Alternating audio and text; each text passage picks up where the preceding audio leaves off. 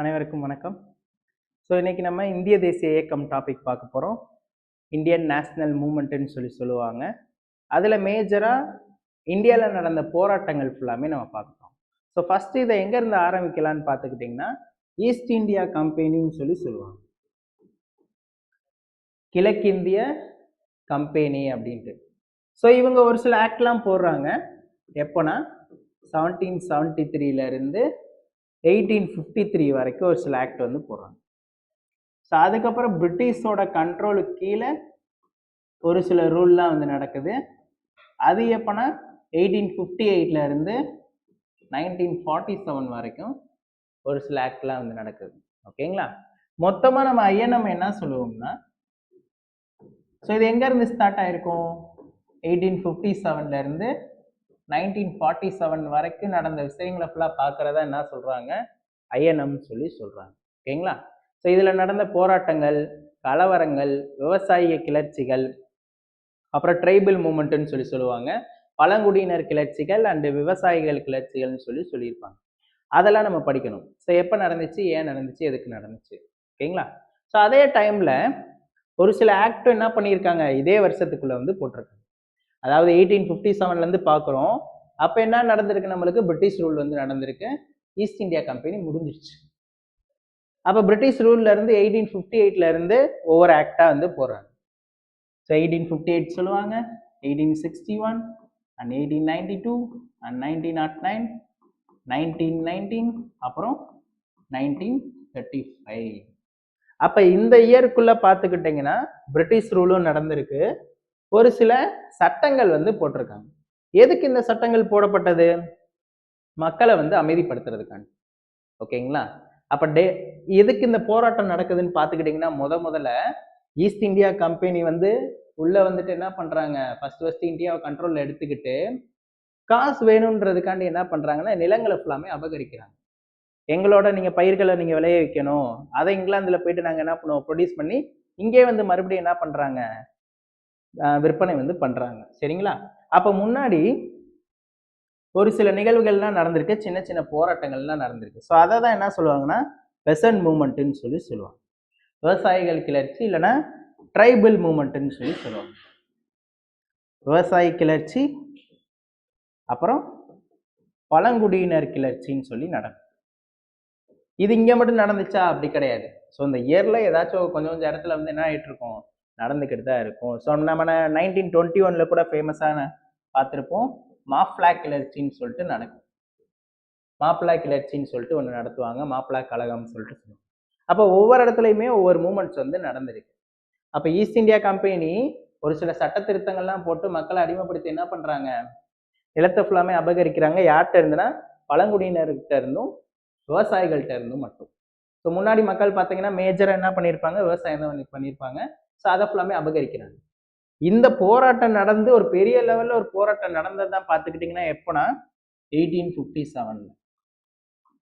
So 1857 the great Indian ரிவோல்ட்டுன்னு ஒன்று நடக்கும். ஓகேங்களா? 1857 பெரும் புரட்சின்னு ஒன்று நடக்குது. அது நடந்துதான் என்ன ஆகுதுன்னு பார்த்துக்கிட்டிங்கன்னா, ஈஸ்ட் இந்தியா கம்பெனிக்கு மிகப்பெரிய அடி வாங்கி, அவங்களோட பொருட்கள் சேதமாகுது, வீரர்கள் வந்து அழிஞ்சு போறாங்க. இதெல்லாம் இனிமேல் நடக்கக்கூடாதுப்பா அப்படின்னு சொல்லிட்டு இந்த இடத்துல இருந்து யார் கண்ட்ரோல்ல எடுத்துக்கிறா, பிரிட்டிஷோட குவீன் வந்து கண்ட்ரோல்ல எடுத்துக்கிறாங்க.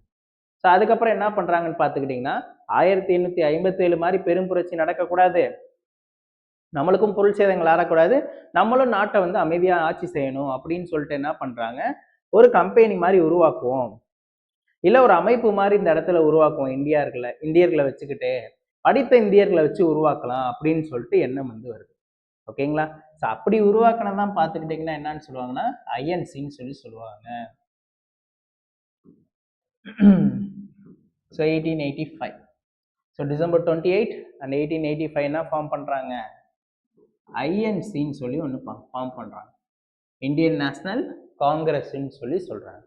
ஸோ இந்த அமைப்பு என்ன பண்ணணும்னா, அப்போ 1885 எங்கே இருக்குது, இந்த இடத்துல தான். அப்போ இது நடந்து ஒரு கொஞ்சம் வருஷத்துலேயே என்ன பண்ணுறாங்க, இந்த மாதிரி ஒரு அமைப்பு வந்து ஃபார்ம் பண்ணுறாங்க. இந்த அமைப்பில் இருக்கவங்க என்ன பண்ணுவாங்க, மக்கள்கிட்ட இருந்து குறைகளை வாங்கிட்டு பிரிட்டிஷ் கவர்மெண்ட்டை சொல்லணும், பிரிட்டிஷ் கவர்மெண்ட் அதுக்கு ஏதாச்சும் தீர்வு கொடுக்குற மாதிரி ஒரு அமைப்பு வந்து உருவாக்கியிருக்காங்க. ஆனா இந்த அமைப்பே பின்னாடி காலங்கள்ல என்ன நடந்துருச்சுன்னா பிரிட்டிஷ்க்கு ஆப்போசிட்டாவே மாறிடுச்சு. ஸோ இந்த அமைப்புல ஒரு 3 பார்ட்டா வந்து பிரியும். ஓகேங்களா? ஸோ மாட்ரேட் சொல்லுவாங்க, அதுக்கப்புறம் எக்ஸ்டிமேட், அப்புறம் காந்தியன் ஃபேஸ். காந்தியன் ஃபேஸ்லயே 2 ஃபேஸ் வந்து இருக்கும். காந்தியனோட பார்ட் அண்ட் செகண்ட் பார்ட்னு சொல்லிட்டு இருக்கும். ஓகேங்களா? ஸோ காந்தி தன்னோட முகத்தை வந்து மாத்துறாரு. காலகட்டங்கள்ல ஆங்கிலேயர்ல எதிர்த்து போராடும் போது அமைதியான முறைகளையும் சத்திய போராட்ட முறைகளையும் அறப்போராட்ட முறைகளையும் போராடின காந்தி வந்து பாத்துக்கிட்டீங்கன்னா 2வது இடத்துல என்ன பண்றாருன்னா சட்டத்தை எதிர்த்தே போராட ஆரம்பிச்சது. ஓகேங்களா? இந்த இயர்லாம் நீங்க தெளிவா தெரிஞ்சு வச்சுக்கணும். ஸோ 1885ல இருந்து 1905 வரைக்கும் இது மாட்ரேட்டோட ஃபேஸ். அடுத்து எக்ஸ்டிமேட்டோட ஃபேஸ் பார்த்தீங்கன்னா 1906ல இருந்து 1916 இல்லைன்னா 1915 வரைக்கும் சொல்லுவாங்க. ஓகேங்களா? ஸோ அதுக்கப்புறம் தான் காந்தி இந்தியாவுக்கு வராது 1915ல. காந்தியோட போராட்டங்கள் பார்த்தீங்கன்னா 1960ல இருந்து 1930 வரைக்கும் ஒன்று, அப்புறம் 1930ல இருந்து கடைசியா 1947 வரைக்கும் ஒரு ஃபேஸஸ் வந்து இருக்கு. Pre Gandhian era and post Gandhian எரான்னு சொல்லி சொல்லுவாங்க. ஓகேங்களா? 1916ல இருந்து 30 வரைக்கும் ஒரு சில போராட்டங்கள் வந்து நடத்துறாரு அமைதியான முறைகள்ல. 30க்கு மேல பாத்துக்கிட்டீங்கன்னா சட்டத்தை எதிர்த்தே வந்து போராட்டம் நடத்துறாரு. சார் இங்கேயும் சட்டத்தை எதிர்த்தான போராட்டம் நடத்துறாரு, அப்படி கிடையாது. நீ என்ன பண்ணாலும் என்ன பண்ணிக்குவேன், நான் அமைதியா இருந்திருக்குவேன், நீ அடிச்சாலும் நான் அடி வாங்கிக்குவேன், அந்த மாதிரி தான் நடந்துட்டு இருந்தது. இந்த பக்கம் என்ன நடக்குதுன்னு பாத்துக்கிட்டீங்கன்னா சட்டத்தை எதிர்த்து போறாரு. இப்போ பிரிட்டிஷ் கவர்மெண்ட் ஏதாச்சும் ஒரு சட்டம் போட்டா நான் மீறுவேன். ஆனா முன்னாடி அப்படி கிடையாது, அமைதியான முறையில மட்டும்தான் போராடிட்டு இருக்காரு. நீங்க இதை எடுத்துக்கோங்க, அந்த சட்டம் வேண்டாம் அப்படின்னு சொன்னவர் இந்த இடத்துல என்ன பண்ண ஆரம்பிச்சிட்டாரு, அந்த சட்டத்தை எதிர்த்து போராட ஆரம்பிச்சிட்டாரு, மீற ஆரம்பிச்சிட்டாரு. ஓகேங்களா? இப்போ பேசிக்கா நம்ம இப்ப இருக்க காலகட்டத்தில் பார்த்தீங்கன்னா இப்போ நம்மளோட ஐடென்டி ப்ரூஃப் என்னது, ஆதார் கார்டுன்னு சொல்லி சொல்லுவோம். கவர்மெண்ட் நம்மளுக்கு ஆதார் கார்டுன்னு சொல்லி கொடுக்குது, நீங்க இந்தியாவில் இருக்கிறீங்கன்னு சொல்லிட்டு. ஆனா இப்போ இந்த பிரிட்டிஷ்காரங்க கொடுத்தாங்கன்னு வச்சுக்கோங்க, அதை எடுத்து கொளுத்தி விட்டுருவாரு, தீயில போட்டு எரிச்சிருவாரு. ஸோ அது மாதிரி ஏதாச்சும் ஒரு சட்டம் போட்டாங்கன்னா என்ன ஆகுதான், அதுக்கு ஆப்போசிட்டா பண்றது. அதுதான் 30லேருந்து 47 வரைக்கும். ஓகேங்களா? ஓகே, இது போக இன்னொரு குரூப்பும் இருக்காங்க. அவங்க யாருன்னு பார்த்துக்கிட்டிங்கன்னா ரெவல்யூஷனரி டைப்னு சொல்லி சொல்லுவாங்க, புரட்சிகரவாதிகள். ஸோ இவங்களை மிதவாதிகள்னு சொல்லுவாங்க, இவங்களை தீவிரவாதின்னு சொல்லுவாங்க, இவங்களை புரட்சிகரவாதின்னு சொல்லுவாங்க. ஸோ இவங்களோட ஃபேஸும் பார்த்துக்கிட்டிங்கன்னா 1902ல இருந்து 1930 வரைக்கும், அதாவது எங்க தீவிரவாதிகள் உருவாகிறதுக்கு முன்னாடி இருந்து என்ன ஆயிருக்காங்கன்னா உருவாயிருக்காங்க புரட்சிகரவாதிகள். ஸோ இவங்ககிட்ட நம்பிக்கை இல்லைன்னு சொன்னதுக்கு அப்புறம் எழுந்தது யாருன்னா தீவிரவாதிகள். இவங்களோட ஃபேஸ் முடிஞ்சதுக்கு அப்புறம் புரட்சிகரவாதிகள். ஸோ மிதவாதிகள்னா யாரு, ஸோ பிரிட்டிஷ்காரங்களிடம் அமைதியான முறையில வந்து போராட்டம் நடத்தி பண்றவங்க. தீவிரவாதிகள் அப்படி கிடையாது, அவங்க மக்களை சேர்த்து ஒரு கூட்டம் கூட்டிட்டு அவங்களை ஆப்போசிட்டா எடுத்தவங்க. இவர் அமைதியான போராட்டம் பண்ணவர். இவர் புரட்சிகரவாதிகள் யாருன்னு பார்த்துக்கிட்டீங்கன்னா பிரிட்டிஷ்காரங்களே கொல்றாங்க. ஸோ பிரிட்டிஷ்காரங்களை கொண்டாலே என்ன நடக்குமா, நம்மளுக்கு ஃப்ரீடம் ஆட்டோமேட்டிக்காக கிடைச்சிரும். அப்போ வரிசையா வர வர கொண்டுட்டே இருக்க முடியுமா, முடியாது. அப்ப இவங்களோட ஃபேஸும் 2 டைப்பா இருக்கு. ஸோ 1902ல இருந்து 16 வரைக்கும் ஒரு ஃபேஸா இருக்காங்க, 1916ல இருந்து 30 வரைக்கும் ஒரு ஃபேஸா வந்துருக்கு. ஓகேங்களா? யாரு, புரட்சிகரவாதிகள் டைப்லையும். ஓகேங்களா? ஓகே. ஸோ அதே போல இந்த ஃபர்ஸ்ட்ல இருந்தவங்க என்னது, பிரிட்டிஷ்காரங்களை கொல்லாம ஃபர்ஸ்ட் என்ன பண்றாங்கன்னு பார்த்துக்கிட்டிங்கன்னா அவங்களுக்கு என்னென்ன சோர்சஸ் இருக்கோ அதை ஃபுல்லாமே அழிக்கிறாங்க. இப்ப ரயில் பாலம் தண்டவாளம் போடுறாங்களா, அப்ப ரயில கவுத்து விடுறது, ரயில்ல பணம் ஏதாச்சும் கொண்டு போனாங்கன்னா அதை கொள்ளையடிக்கிறது. ஓகேங்களா? அப்புறம் மின் கம்பங்கள் தொலைத்தொடர்பு இதெல்லாம் இருந்துச்சுன்னா அதை அறுத்து விடுறது. அவங்களுக்கு செலவு ஏற்படுத்தி என்ன பண்றாங்க, அப்படி பத்தி விடுறாங்க. ஸோ அந்த மாதிரி இருந்தவங்க தான் 1902ல இருந்து 16 வரைக்கும் இருந்தவங்க. 1960ல இருந்து 30 வரைக்கும் பார்த்துக்கிட்டிங்கன்னா அவங்கள கொல்றது மூலியமா என்ன நடக்குமா, நம்மளுக்கு ஃப்ரீடம் கிடைக்கும்னு சொல்லிட்டு ஒரு சில பேஸ்ல வந்து வருவாங்க. ஓகேங்களா? ஸோ இதுலேயே பகத்சிங் அண்ட் ராம் பிரசாத் பிஸ்மில் அந்த மாதிரி பேர்லாம் கேள்விப்பட்டிருப்போம். ஓகேங்களா? ஸோ மிதவாதிகள்லாம் பார்த்தீங்கன்னா கோபாலகிருஷ்ணன் கோகலே அண்ட் பரஷோ மேத்தா இந்த மாதிரி பர்சன்ஸ்லாம் வருவார், தாதாபாய் நவ்ரோஜி, இவங்க ஃபுல்லாமே. தீவிரவாதிகள் தெரியும் நம்மளுக்கு, லால் பால் லால்னு சொல்லி சொல்லுவாங்க, லாலா லஜபதி ராய் அண்ட் பாலகங்கார திலகர், பிபின் சந்திரபால் அப்படின்னு சொல்லி சொல்லுவாங்க. அதுக்கப்புறம் காந்தியை ஃபாலோ பண்ணுவாங்க. ஓகேங்களா? இந்த போராட்டங்கள் 1916ல இருந்து 47 வரைக்கும் நடந்தாலுமே யாரை மையமா வச்சு நடக்குதுன்னா காந்திய மையமா வச்சுதான் நடக்குது. ஸோ காந்தி வர்றதுக்கு முன்னாடி வரைக்கும் தான் மிதவாதிகள் தீவிரவாதிகள் இருக்காங்க. காந்தி வந்ததுல இருந்து என்ன நடக்குது? இந்தியால எந்த போராட்டம் நடந்தாலுமே யாரை மையமா வச்சு நடத்துதுன்னா காந்திய மையமா வச்சுதான் நடக்கிறாங்க. ஓகேங்களா? அப்ப இந்த காங்கிரஸ் கமிட்டி பார்த்துக்கிட்டீங்கன்னா ஒவ்வொரு வருஷமும் என்ன பண்றாங்கன்னா ஒரு மீட்டிங் வந்து நடத்துறாங்க. ஓகேங்களா? ஸோ வருடத்தின் கடைசி வருஷம் டிசம்பர் மாதம் பார்த்துக்கிட்டிங்கன்னா ஒவ்வொரு வருஷமும் மீட்டிங் வந்து போடுறாங்க. ஸோ மீட்டிங் எப்படின்னா 1885 ஒரு மீட்டிங், 1886 ஒரு மீட்டிங், 1887ல இந்த மாதிரி போய் 1947 வரைக்கும் என்ன பண்றாங்க? ஒவ்வொரு வருஷமும் காங்கிரஸோட தலைவர்களை வந்து மாத்திக்கிட்டே இருக்காங்க. அப்படி மாத்தினாலுமே காங்கிரஸ்ல இருக்க எல்லா மெம்பர்ஸ் யார் பேச்சை கேட்கிறாங்கன்னா காந்தியோட பேச்சு தான் கேட்கிறாங்க. எப்போ? 1916 அப்புறத்துல இருந்து. புரிஞ்சுதா? ஓகே. ஸோ இதை தான் நம்ம என்ன பண்ண போறோம்? இது ஒரு டாபிக்கா தனியா படிக்க போறோம் ஐஎன்எம்ல. அப்ப மாடரேட் ஃபேஸ் தனியா படிக்கணும், எக்ஸ்ட்ரீமேட் ஃபேஸ் தனியா படிக்கணும், ரெவல்யூஷனரி ஃபேஸ் தனியா படிக்கணும், காந்தியன் ஃபேஸ் தனியா படிக்கணும். இது ஃபுல்லாமே பிரச்சனைகள் நடந்துட்டு இருந்தாலுமே ஒரு பக்கம் என்ன நடந்திருக்கு? மீட்டிங்கும் நடந்திருக்கு. அப்ப டிஎன்பிஎஸ்சில பாத்தீங்கன்னா மீட்டிங் கொஸ்டின் கேட்கிறாங்க. எந்த மீட்டிங் எந்த வருஷம் நடந்துச்சு, எந்த பிளேஸ்ல நடந்துச்சு, யார் அந்த மீட்டிங்க்கு தலைவரா இருந்தாங்க அப்படின்னு சொல்லி கொஸ்டின் கேட்பாங்க. அப்ப இதே இதுல ஒரு பிரச்சனைகளும் நடந்திருக்குமா? ஸோ நம்ம ஃபேமஸா ஸ்கூல் டேஸ்லேயே படிச்சிருப்போம். 1905 பார்த்துக்கிட்டிங்கன்னா பார்ட்டிசன் ஆஃப் பெங்கால்னு சொல்லி சொல்லுவாங்க, வங்கப்பிரிவு அப்படின்னு சொல்லி சொல்லுவாங்க. இது மாதிரி 1905லேருந்து 47 வரைக்கும் என்ன நடந்திருக்கும்? ஒவ்வொரு போராட்டங்கள் வந்து நடந்திருக்கும். ஓகேங்களா? ஜாலியன் வாலாபாக், ரவுலட் சத்தியாகிரகம், வெள்ளை வெளியேறு இயக்கம், உப்பு சத்தியாகிரகம், தனிநபர் சத்தியாகிரகம், இந்த மாதிரி ஒவ்வொன்றா நடந்திருக்கா? சட்டமறுப்பு இயக்கம், சிடிஎம் சொல்லி சொல்லுவாங்க, சிடிஎம் சிவில் டிசோபிலியன் மூவ்மெண்ட்னு சொல்லி சொல்லுவாங்க. அப்புறம் குவிட் இந்தியா மூவ்மெண்ட், இந்த மாதிரி நிறைய மூவ்மெண்ட்ஸ் வந்து நடந்திருக்கு. இந்த மூவ்மெண்ட்டும் ஒரு பக்கம் நடந்துட்டு இருக்கு, தலைவர்களும் ஒரு பக்கம் இருக்காங்க, மீட்டிங்ஸும் ஒரு பக்கம் நடந்துட்டு இருக்கு. அப்போ கொஸ்டின் உங்களுக்கு எப்படி ரைஸ் ஆகுதுன்னா, இந்த மூவ்மெண்ட் அப்போ யாரு காங்கிரஸோட தலைவராக இருந்தாங்க? அப்போ காங்கிரஸ்ல என்ன மீட்டிங் போட்டாங்க, எந்த பிளேஸ்ல போட்டாங்க? இந்த மூணையுமே சேர்த்து தான் என்ன பண்ணி வச்சுக்கணும், படிச்சு வச்சுக்கணும். ஸோ 1905 என்னது? Partition of Bengal. வங்கப்பிரிவு நடந்தப்போ இந்திய தேசிய காங்கிரஸோட தலைவர் யாருப்பா அப்படின்னு சொல்லி கொஸ்டின் கேட்போம். இல்ல அந்த இயர்ல என்ன நடந்திருக்கும்? காங்கிரஸோட மீட்டிங் நடந்திருக்கா? அது எப்ப நடந்துச்சு, எங்க நடந்துச்சு, அதோட கொள்கை என்னது, ரெசல்யூஷன் அப்ப என்ன பாஸ் பண்ணாங்க அப்படின்னு சொல்லி தான் உங்களுக்கு கொஸ்டின் ரைஸ் ஆகும். ஓகேங்களா? ஓகே. ஸோ அதான் இங்க சொல்ல வராங்க, ஈஸ்ட் இந்தியன் கம்பெனில இருந்து இந்த சைடு ஆக்ட் வந்து போட்டிருக்காங்களா? அப்ப 1905 பக்கத்துல என்ன இருக்கு? இந்த இருக்கு 1909. அப்ப இதுக்கு முன்னாடி நடந்த போராட்டங்களை ஃபுல்லாமே தீர்வு கொடுக்கறதுக்கு என்ன பண்றாங்க? 1909ல ஒரு ஆக்ட் போடுறாங்க. அப்ப 1905லேயே பார்த்தோமா, வங்கப்பிரிவு, சுதேசி இயக்கம், இந்த மாதிரி சொல்லிட்டு நிறைய நடந்திருக்கு. 1907ல பார்த்தோன்னா சூரத் ஸ்பிளிட்னு சொல்லி நடந்திருக்கும். இதெல்லாம் நடக்கும்போது இதுக்கு ஒரு தீர்வு காண்றாங்கல்ல, யார் ஃபர்ஸ்ட் தீர்வு காண்பா? இந்த மிதவாதிகள். 1905ல இருந்து அவங்க தானே இருக்காங்க. அதுக்கப்புறம் தீவிரவாதிகள், மிதவாதிகளும் கொஞ்சம் பேர் இருக்காங்க. அப்ப இவங்க ஃபுல்லாமே தீர்வு காண்றதுக்காண்டி என்ன பண்றாங்க? பிரிட்டிஷ்ல போய் ஹெல்ப் கேட்கறாங்க. பிரிட்டிஷ் வந்து ஒரு சட்டத்தை போட்டுருக்கு. அப்ப இந்த சட்டத்துல என்னென்ன சொல்லியிருக்காங்க அதுவும் தெரிஞ்சுக்கணும். இது நம்ம பாலிட்டி ஓரியன்ட்ல படிச்சிருப்போம். ஒவ்வொரு ஆக்ட்லையும் ஒவ்வொரு ரெசல்யூஷன் வந்து கொண்டு வந்திருப்பாங்க, என்னென்ன கொண்டு வந்தாங்கன்னு சொல்லிட்டு. ஸோ இது ஃபேமஸா எல்லாத்துக்கும் தெரியுமில்ல 1909. இதுல என்ன கொண்டு வந்திருப்பாங்க? முஸ்லிம்ஸ். சூப்பர். ஓகேங்களா? ஸோ வகுப்பு வாரி இடஒதுக்கீடு இதுல ஃபேமஸா கொடுத்துருப்பாங்க. நான் இருக்கா? கம்யூனல் ரெப்ரசன்டேட்டிவ் என்ன கொடுத்துருப்பாங்க? முஸ்லிம்களுக்கு கொடுத்துருப்பாங்க. இதுக்கு அடுத்த வருஷம் எல்லா மீத உள்ள கம்யூனிட்டிஸ்க்கு ஃபுல்லாமே கொடுத்துருப்பாங்க. ஆங்கிலோ இந்தியன்ஸ், ஐரோப்பியர்கள், இவங்களுக்கு ஃபுல்லாமே இந்து கிறிஸ்துவர்கள், இவங்களுக்கு ஃபுல்லாமே கம்யூனல் ரெப்ரசன்டேட்டிவ் வந்து இந்த இடத்துல கொடுத்துருப்பாங்க. அப்ப அந்த இம்பார்ட்டன்ஸை தெரிஞ்சுக்கிட்டு இதுக்குள்ள வந்து படிக்கணும். அவ்வளவுதான். ஓகேங்களா? அதே போல 1909ல எங்க கான்ஃபரன்ஸ் நடந்துச்சு. அப்ப யாரு தலைவரா இருந்தாங்க? விண்டோ மார்லி சட்டம் போடும்போது யாரு காங்கிரஸோட தலைவரா இருந்தாங்க? காங்கிரஸோட கூட்டம் எங்க நடந்துச்சு? அந்த மாதிரி இன்டர்லிங்க் பண்ணி படிக்கணும் இந்த டாபிக்கை. ஓகேங்களா? ஓகே.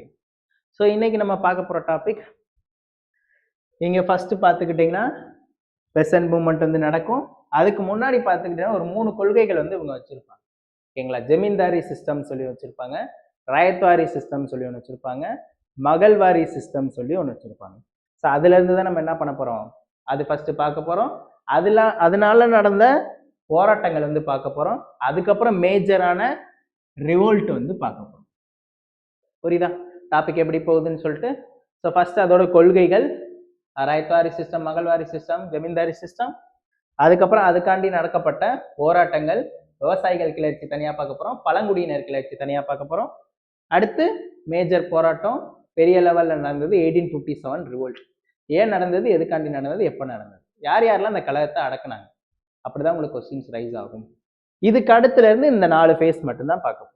அவ்வளோதான் என்னமே. புரியுதா? முதல் 4 டாபிக் தனியாக படிச்சு வச்சுக்கணும். அடுத்து ஃபுல்லாக பார்த்தீங்கன்னா இந்த ஆர்டரில் வந்து போகும் உங்களுக்கு. மிதவாதிகள், தீவிரவாதிகள், காந்தியன் ஃபேஸ் அண்டு தனியாக ரெவல்யூஷனரி டைப். ஓகேங்களா? இதில் உங்களுக்கு இன்னொரு இதுவும் இருக்கு. ஆர்த்தர்ஸ்ன்னு தனியாக கொடுத்துருக்காங்களா, சாரி, போராட்ட தலைவர்கள்னு சொல்லிட்டு ஒரு சிலபஸ் தனியாகவே இருக்கு என்எம்ல. ஒரு 13 மெம்பர்ஸ் கொடுத்துருப்பாங்களா. ஜவஹர்லால் நேரு, மௌலானா அபுல் கலாம் ஆசாத், மகாத்மா காந்தி, சர்தார் வல்லபாய் பட்டேல், காமராஜர், இந்த மாதிரி சொல்லிட்டு ஒரு சிலபஸ்ல ஒரு பேர்லாம் இருக்குல்ல, தேச தலைவர்கள்னு சொல்லிட்டு ஒரு 13 பேர்கிட்ட கொடுத்துருப்பாங்க. அந்த 13 பேரையும் தனியாக படிக்கணும். அப்போ அதுக்கு ஏதாச்சும் புக் இருக்கா சார்? புக்லாம் கிடையாது. இந்த சோர்சஸ்ல எங்கெங்கெல்லாம் அவங்க வராங்களோ அந்த கண்டென்ட் தெளிவாக தெரிஞ்சு வச்சுக்கணும். அப்போ தனியாக ஜவஹர்லால் நேரு வச்சு மட்டும் கொஸ்டின் கேட்பாங்க. அவர் இப்போ ஏதாச்சும் ஒரு போராட்டத்தில் கலந்துக்கிட்டாருன்னா அந்த இது எதுக்குன்னு சொல்லி கேட்பாங்க. மாண்டேஸ் இல்லைன்னா சுதேசி மூமெண்ட்ல அவர் இருந்தாருன்னா சுதேசி மூமெண்ட்ல ஜவஹர்லால் நேரு என்ன ஒர்க் பண்ணாரு, அந்த கொஸ்டின்ஸாக கேட்பாங்க இந்த இடத்துல. சுபாஷ் சந்திர போஸ் இருந்தாரு, எப்போ அந்த ஆர்மியை உருவாக்குனாரு, அந்த மாதிரி சொல்லி கொஸ்டின்ஸாக வரும். ஓகேங்களா? அப்போ இதோட பேட்டர்ன்ஸ் புரிஞ்சுதா? மொத்தம் 3 விதமாக தான் படிக்க போகிறோம். ஒன்று இந்த பெசன்ட் மூமெண்ட் இது, அப்புறம் இந்த ஆக்ட்ஸு, அப்புறம் பெரிய ரிவோல்ட்டு, அடுத்து இந்த 4 இதுதான் ஆர்டர் வைஸ். ஓகேங்களா? ஸோ இன்னைக்கு நம்ம பார்க்க போகிறது பார்த்துக்கிட்டிங்கன்னா 3 zamindari system and ryotwari system and mahalwari system. யார் யார் ஸ்டார்ட் பண்ணாங்க, எப்போ ஸ்டார்ட் பண்ணாங்க, மகள்வாரி சிஸ்டம்னா என்னது, ராயத்வாரி சிஸ்டம்னா என்னது, அந்த மாதிரி சொல்லி தான் பார்க்க போகிறோம். ஓகேங்களா? எந்தெந்த பிளேஸில் இதெல்லாம் நடந்துருந்துச்சு அப்படின்றதான் பார்க்க போகிறோம். ஏன்னா இதுலேருந்து கொஸ்டின் உங்களுக்கு அப்படிதான் கேட்குறாங்க. ராயத்வாரி சிஸ்டம் எந்தெந்த ஊரில் தான் இருந்துச்சு, மெட்ராஸ், மலபார், கேரளா, கர்நாடகா, அந்த மாதிரி சொல்லி ஆப்ஷன்ஸ் வந்து வச்சுருக்கோம். ஓகேங்களா? ஸோ இன்னைக்கு அதை வந்து பார்க்கலாம். ஸோ ஐரோப்பியர் வருகைகள்ன்றது உங்களுக்கு டாப்பிக்கில் இல்லை. ஸோ இருந்தாலுமே அவங்க நடத்தின போராட்டங்கள், அவங்க எப்பப்பெல்லாம் ஸ்டார்ட் ஆச்சு, அது வந்து நீங்கள் கண்டிப்பாக படித்து வச்சுக்கணும். ஸோ நம்ம பிரிட்டிஷ் கவர்மெண்ட் பார்த்துக்கிட்டிங்கன்னா ரூல் பண்ணுறதுக்கு முன்னாடியே பார்த்திங்கன்னா ஒரு சில 2 வார் வந்து நடத்தியிருக்காங்க, ஃபேமஸான வார். ஸோ 1757 அண்ட் 1764 அப்படின்னு சொல்லி சொல்லுவாங்க. ஓகேங்களா? ஸோ ஒன்று வந்து பிளாசி போர், இன்னொன்று பக்சார் போர்னு சொல்லி சொல்லுவாங்க. ஓகேங்களா? ரெண்டுமே பெங்காலில் தான் நடந்திருக்கும். ஸோ இந்த பக்சார் போருக்கு அப்புறம் தான் பார்த்துக்கிட்டிங்கன்னா நம்ம என்ன பண்ண போகிறோம், ஸோ டோட்டல் இந்தியாவே கண்ட்ரோல் எடுத்துக்கலாம் அப்படின்ற எண்ணம் எப்போ தோன்றுச்சு, அந்த மாதிரிலாம் சொல்லி கொஸ்டின் கேட்பாங்க. எந்த வாரில் இருந்து தோன்றுச்சு அப்படின்ட்டு. ஸோ ஆன்சர் வந்து பக்சார் போர் தான் ஆன்சர். ஓகேங்களா? இந்தியாவை கேப்சர் பண்ணி நம்ம ரன் பண்ணலாம் அப்படின்ற ஐடியாவே எப்போ அவங்களுக்கு தோன்றுதுன்னா இந்த இடத்துல தான். ஓகேங்களா? ஸோ பிரிட்டிஷ் கவர்மெண்ட் ஒரு சில வார்லாம் நடத்தியிருக்காங்க. அந்த வாரோட பேரு இது கண்டிப்பாக படிச்சாகணும். டேட்டாஸ் உங்களுக்கு இம்பார்ட்டன்ட் கிடையாது, ஆனால் வார் அதோட ட்ரீட்டி வந்து மஸ்டாக படிச்சு வச்சுக்கோங்க. So first one battle of Plassey 1757 நடந்துச்சு. ஸோ இங்கே பிளாக் ஹோல் ட்ராஜடின்னு சொல்லிட்டு ஒன்று இருக்கும். ஸோ இதுவும் பார்த்து வச்சுக்கணும். ஓகேங்களா? ஸோ 1756. ஓகேங்களா? ஸோ ரூம்குள்ளே பார்த்துக்கிட்டிங்கன்னா ஆங்கிலேயர்களை வந்து கொலை பண்ணியிருப்பாங்க. ஓகேங்களா? ஸோ அதை தான் என்ன சொல்லுவாங்க, பிளாக் ஹோல் ட்ராஜடின்னு சொல்லி சொல்லுவாங்க. ஓகேங்களா? ஸோ எப்போ நடந்துச்சுன்னு பார்த்து வச்சுக்கோங்க, 1756. ஸோ எத்தனை பேர் இறந்துருக்காங்கன்னு பாருங்க, 123 members found the dead because the suffocation. ஒரே சின்ன ரூமுக்குள்ள என்ன பண்ணியிருக்காங்களா, போட்டு அடைச்சு போட்டிருக்காங்க. ஓகேங்களா? ஸோ யார் பண்ணியிருப்பாருன்னா சிராஜுத்தௌலா. எத்தனை பேர் பாருங்க, 146 பிரிட்டிஷ்காரங்கள்ல நெக்ஸ்ட் மார்னிங்ல பார்த்தீங்கன்னா 123 பேர் இறந்து போயிருக்காங்க. ஓகேங்களா? இந்த டேட்டாஸ்லாம் இம்பார்ட்டன்ட். ஓகேங்களா? Battle of Plassey and 1757. Black hole ட்ராஜடின்றது எப்போ நடந்துச்சு அப்படின்னு சொல்லி கேட்பாங்க, 1756ல. மற்ற டேட்டாஸ்லாம் வேணாம், வெறும் நீங்கள் என்ன பண்ணி வச்சுக்கோங்க, அந்த போர் உள்ள ஏதாச்சும் ட்ரீட்டி அந்த மாதிரி போட்டிருந்தாங்கன்னா அதை மட்டும் நோட் பண்ணி வச்சுக்கோங்க. ஓகேங்களா? இருட்டறை துயர சம்பவம் அப்படின்னு சொல்லி சொல்லுவாங்க. ஓகேங்களா? யார் பண்ணியிருக்கா, சிராஜுத்தௌலா. பிளாக் ஹோல் ட்ராஜடி அதோட பேரு, இயர் 1756, பிளாசி போர் 1757. நெக்ஸ்ட் போலாமா? ஸோ இது உங்களுக்கு வார எக்ஸ்பிளைன்லாம் பண்ணலை, வெறும் இயர் மட்டும் நோட் பண்ணி வச்சுக்கோங்க. இயர் ஏதாச்சும் ட்ரீட்டி இருந்துச்சுன்னா ட்ரீட்டி வந்து மஸ்ட். ஸோ அடுத்து பக்சார் போரோட இயர் எழுதி வச்சுக்கோங்க 1764. இதெல்லாம் இப்போ கேட்ட கொஸ்டின். குரூப் 1 மெயின்ஸில் இப்போ கேட்டிருந்தாங்கண்ணே. மீர் ஜாஃபருடன் போட்ட உடன்படிக்கை என்னது அப்படின்னு சொல்லி குரூப் 1 மெயின்ஸில் கேட்டிருந்தானுங்க. ஓகேங்களா? டிஎன்பிஎஸ்சி மெயின்ஸில் இந்த ஒரு பேர் மட்டும்தான் கேட்டிருந்தாங்க. ஆமாம், அதை ஃபுல்லாக எழுதணும். அவங்களோட என்னென்ன உடன்படிக்கை போட்டாங்க அது என்னன்னு சொல்லி கேட்டிருந்தாங்க. பிரிட்டிஷ்காரங்களுக்கும் மீர் ஜாஃபருக்கும் போட்ட உடன்படிக்கை என்னென்ன அப்படின்னு சொல்லி கொஸ்டின் உள்ள இருந்து. ஆமா, ஏன்னா அந்த டேட்டா இருக்கு. நான் இப்பதானே சொன்னேன் அதர் சோர்ஸ்ல இருந்து கொஞ்சம் படிக்கணும்னு சொல்லிட்டு. அந்த அதர் சோர்ஸ் புக்ல பாத்துக்கிட்டீங்கன்னா மீர் ஜாஃபருடன் உடன்படிக்கைன்னு ஹெட்டிங் தனியா இருக்கு. அது அப்படியே கொஸ்டின்ஸா கேட்க ஆரம்பிச்சிட்டாங்க. அப்ப அவர் கூட என்னென்ன உடன்படிக்கை போட்டிருந்தாங்களோ பெங்கால்ல அதை மட்டும் எடுத்து எழுதணும். அங்க போயிட்டு என்ன எழுதக்கூடாது, பேட்டில் ஆஃப் பக்சார் போர்னு போட்டு எழுதக்கூடாது. நீங்க இது ஸ்கூல் புக் டேட்டா. அப்ப நம்ம என்ன நினைச்சிருப்போம், மீர் ஜாஃபர்ன்ற பேரே இங்க மட்டும்தான் வந்துச்சு, அப்ப பக்சார் போர் தான் கேட்கறாங்கன்னு சொல்லிட்டு பக்சார் போரை உட்காந்து எழுதிட்டு இருக்கக்கூடாது. அந்த புக்ல ஒரு 3 தான் கொடுத்துருப்பாங்க, அந்த உடன்படிக்கை அப்புறம் என்னென்ன பண்ணாங்கன்னு சொல்லி. ஆனா இங்க 10 மார்க் 15 மார்க்ல கொஸ்டின்ஸ் கேட்பாங்க. அப்ப அதுக்கேற்றாப்புல எழுதணும். ஓகேங்களா? இது மெயின் சிலபஸ்ல இருக்கு, நம்மளுக்கு இல்லையில.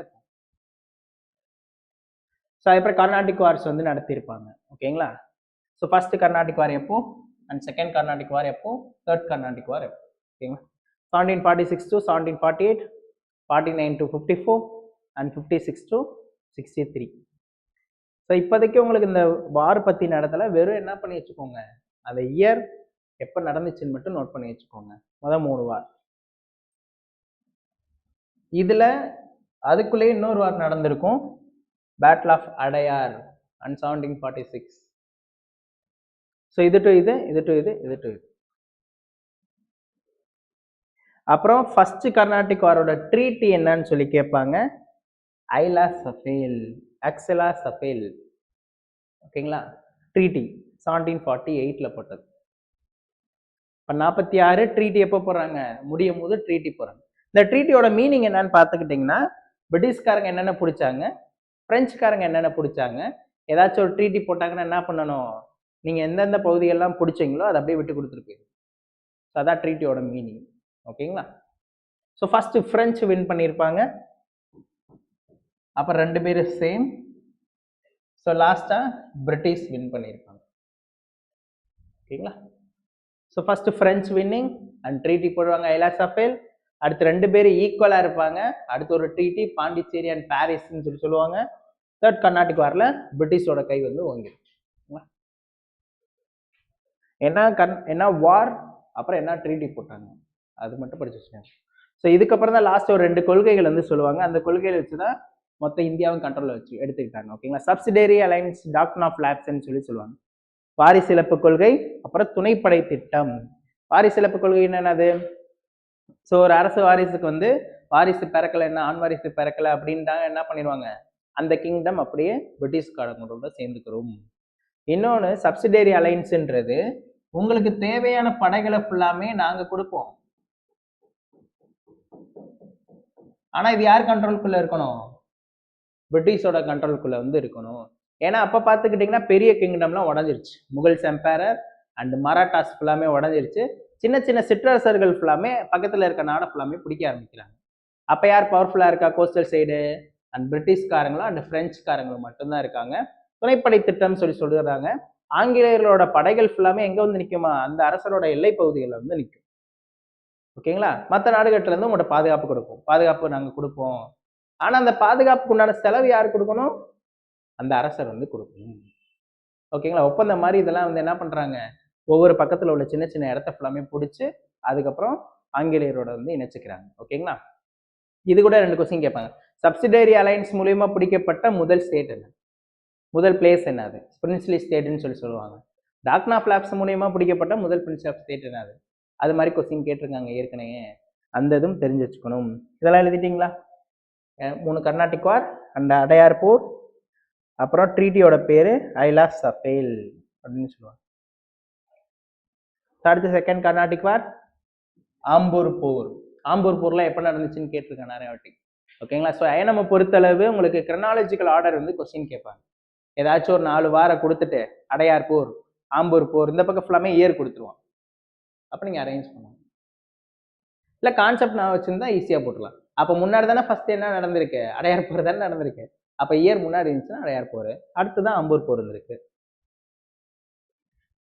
அடுத்து இங்கே பாருங்க ஆற்காட்டு போர். அடையார், ஆம்பூர் அண்ட் ஆற்காட்டு போர் 1746 and 1749 and 1751. இது second Carnatic war 49 to 54. Nasir Jung and Muzaffar Jung, Anwaruddin, அந்த மாதிரி பேர்லாம் இதுக்குள்ளே வரும். ஓகேங்களா, அதெல்லாம் நம்மளுக்கு தேவையில்லை. நீங்கள் ஹிஸ்ட்ரி படிக்கும்போது அதை கொஞ்சம் நல்லா படிச்சு வச்சுக்கோங்க. இப்போ நம்ம நம்மளோட பேஸ் படிக்கிறதுனால என்ன பண்ணிக்கிறோம், எந்த வாரம் எப்போ நடந்துச்சு, ட்ரீட்டி என்னப்பா போட்டாங்க, அந்த பேர்லாம் இப்போ தெரிஞ்சுக்கோங்க. அடுத்து நீங்கள் கதை போய் படிக்கும்போது உங்களுக்கு கொஞ்சம் ஈஸியாக இருக்கும்.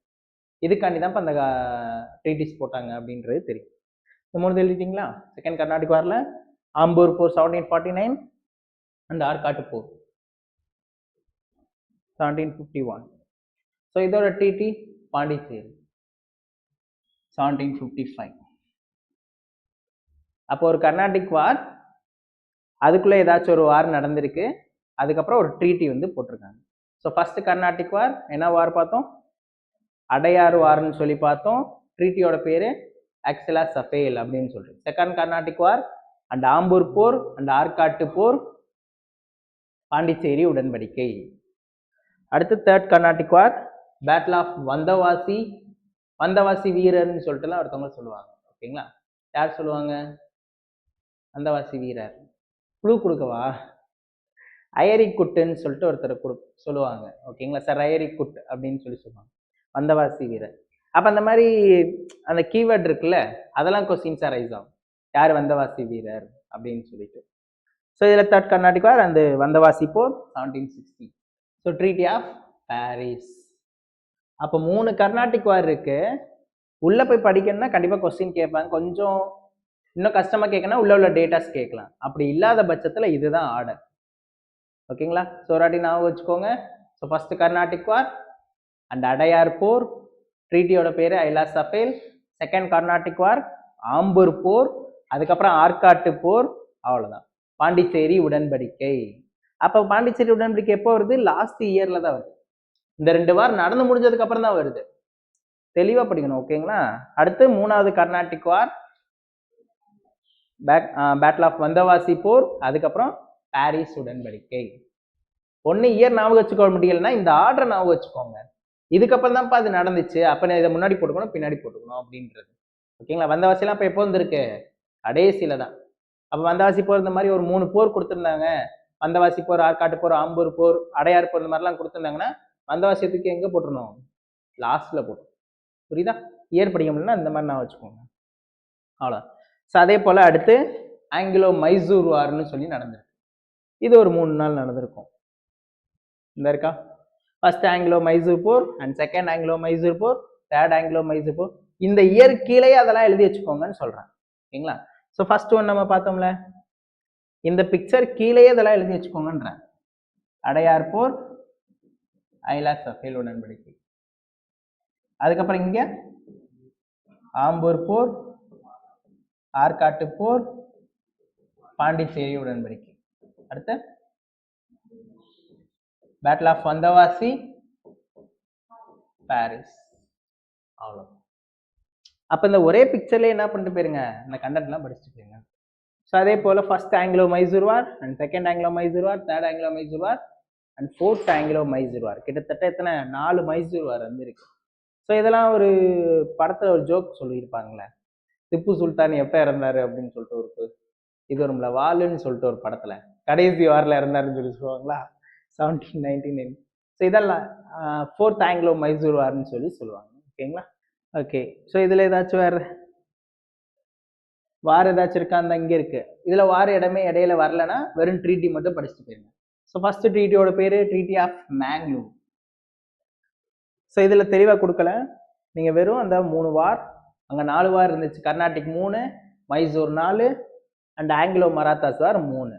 ஓகேங்களா, எல்லாத்தையும் எழுதி ட்ரீட்டி மட்டும் எழுதி வச்சுக்கோங்க போதும். ஓகேங்களா, நம்ம அடுத்த டாபிக் உள்ள போயிடலாம். So 1775 to 1782, 1803 to 1805 and 1817 to 1818. இதுலலாம் நிறைய ட்ரீட்டி இருக்கும். சால்ஃபை உடன்படிக்கை அந்த மாதிரிலாம் சொல்லியிருப்பாங்க. ஓகேங்களா? பேசின் உடன்படிக்கை, சால்ஃபை உடன்படிக்கை யார் யாருக்கு நடந்துச்சுன்னு மட்டும் பார்த்து வச்சுக்கோங்க.